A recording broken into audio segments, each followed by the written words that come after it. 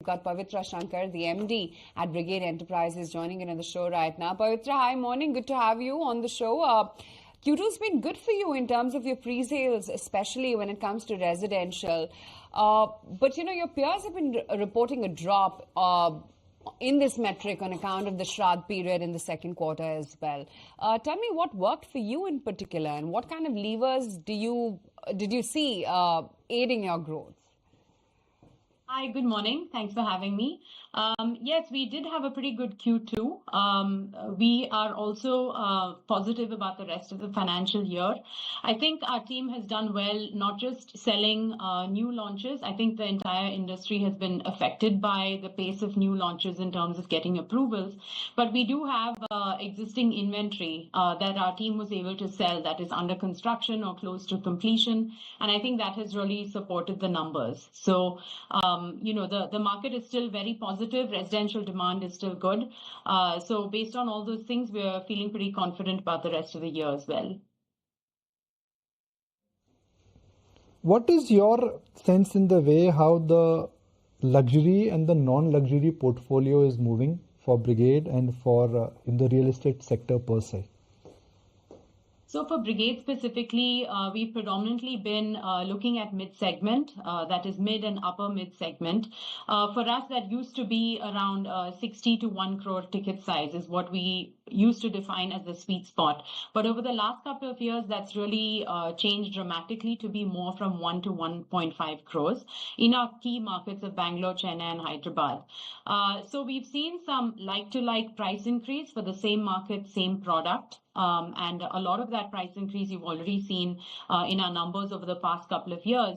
Brigade is also getting into more of the premium and luxury segments. So while I would not call it super luxury, in some of our, in all of our key markets, actually, we have been launching projects that are more in the luxury ticket size.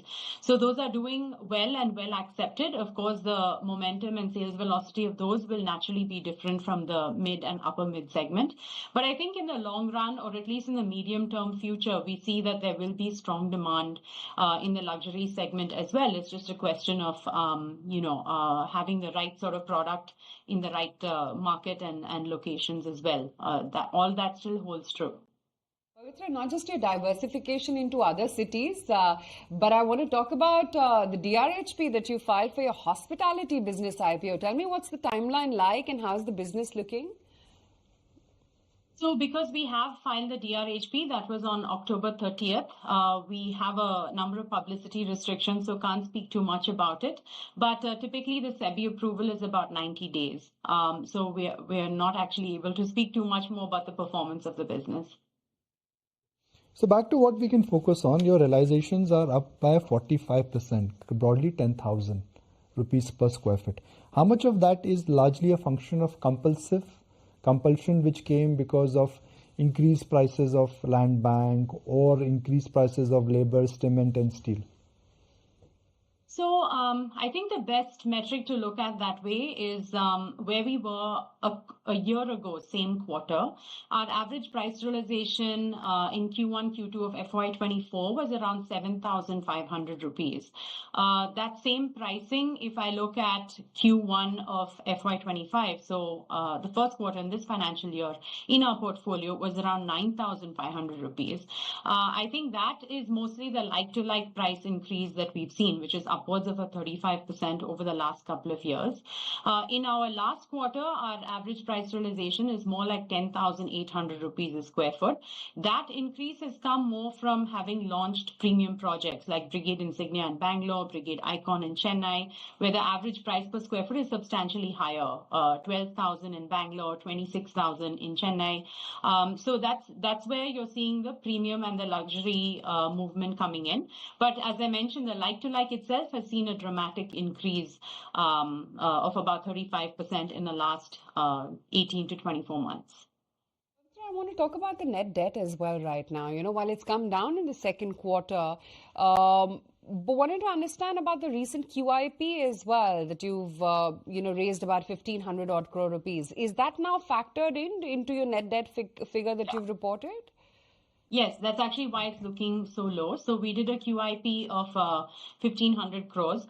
Our gross debt has been around the same. It's been hovering around 4,500 crores or so, and it's predominantly it's about 90% securitized for our lease, rental, and hospitality portfolio. There's a little bit for capex in the same two verticals, and a small amount in the commercial for sale construction financing as well. So nothing has predominantly changed on the debt front. It's just that we've done the QIP for 1,500 crores. So on a net basis, because it's net of cash and cash equivalents, it's looking very low. Okay.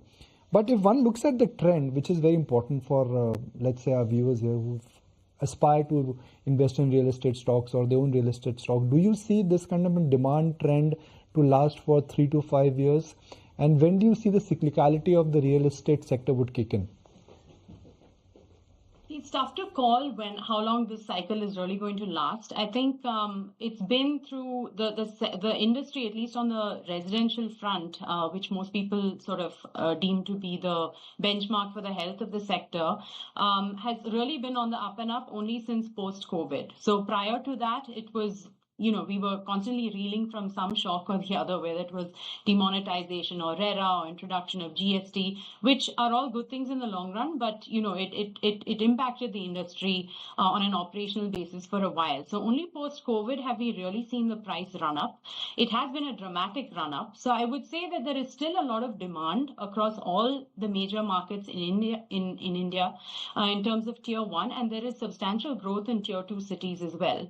So considering the country's growth, job prospects, economy, it is the brightest economy across the globe and expected to grow at upwards of 6.5% to 7% a year.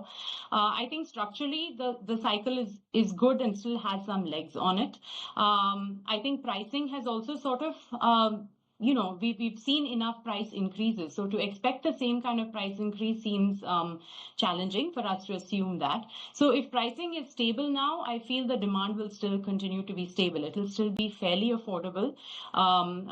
Interest rates are still at 8.5%, 8.6% for home loans, which is all helpful for people to make their first home buying investment or upgrade to luxury. I'll wrap it up with one final point, which is what, this is a conversation which I was having with Abhishek Lodha. And he said there are two ways to look at the real estate sector. One is hike, which is increased prices. Second is demand.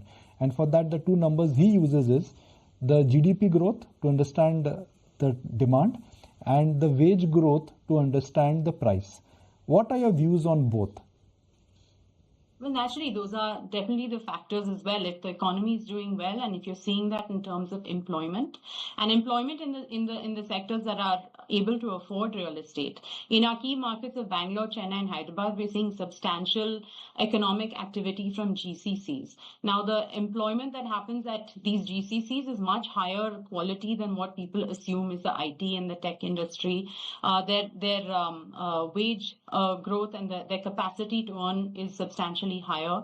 All of that, I think, is also leading to the strong demand for residential, and also you're seeing the increase in demand for premium because of that. So, as everyone is moving up that chain, you're seeing that in terms of their preferences for more premium goods, whether it is in housing or auto or luxury or whatever it may be, in the entire consumer segment. So I would certainly support that view. I really appreciate your time. So glad you could join us, and good luck going forward. Thank you.